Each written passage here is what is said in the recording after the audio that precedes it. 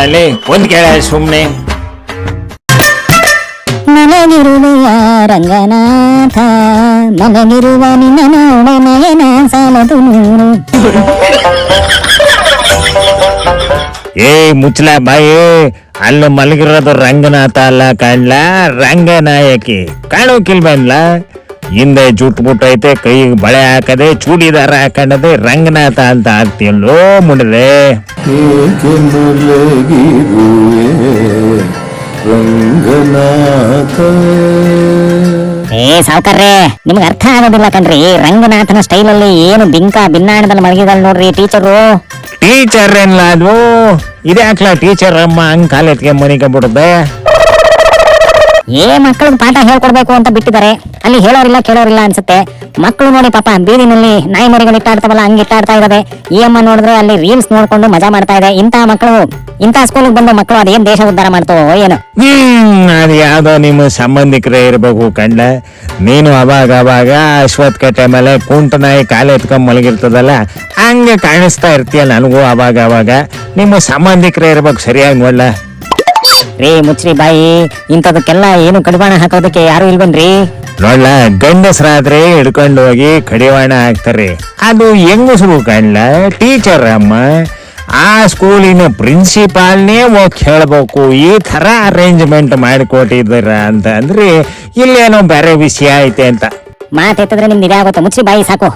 ಆಯ್ತು ಬಿಡಪ್ಪ, ಇನ್ನೊಂದು ಸುದ್ದಿ ತೋರಿಸ್ತೀನಿ ಇವಾಗ ನೋಡ್ಲ.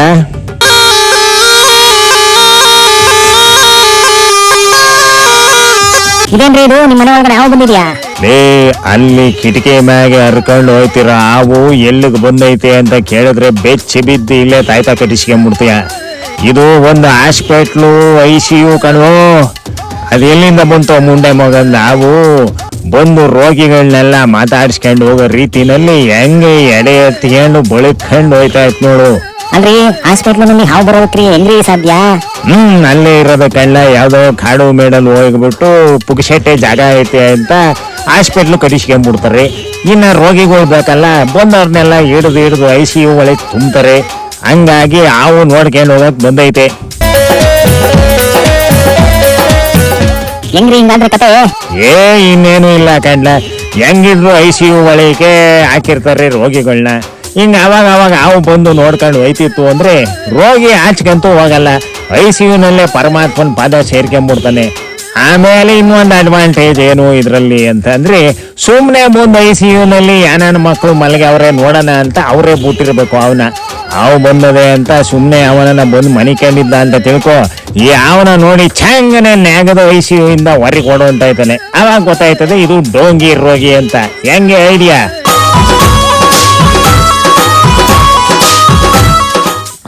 ಚಪ್ಪಾಳೆ ಹೊಡಿಬೇಕ್ರಿ ನಿಮ್ ಐಡಿಕೆ. ಒಟ್ನಲ್ಲಿ ಎಲ್ಲದಕ್ಕೂ ಒಂದು ಏನೋ ಇಟ್ಟಿರ್ತೀರಾ ನೋಡಿ ನೀವು.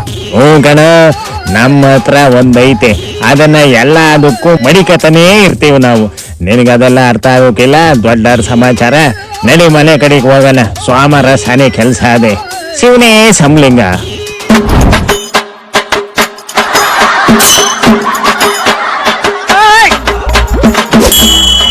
ಯಾವಲ್ಲಲ್ಲಿ ಒಂದ್ ಕೇಳ ಸುಮ್ನೆ. ಕ್ಷಣ ಕ್ಷಣದ ಸುದ್ದಿಗಳಿಗಾಗಿ ಫ್ರೀಡಂ ಟಿವಿ ಸಬ್ಸ್ಕ್ರೈಬ್ ಮಾಡಿ, ಲೈಕ್ ಮಾಡಿ ಹಾಗೂ ಫಾಲೋ ಮಾಡಿ. ಹೊಸ ಸುದ್ದಿಗಳ ನೋಟಿಫಿಕೇಶನ್ಗಾಗಿ ಬೆಲ್ ಐಕಾನ್ ಮೇಲೆ ಕ್ಲಿಕ್ ಮಾಡಿ.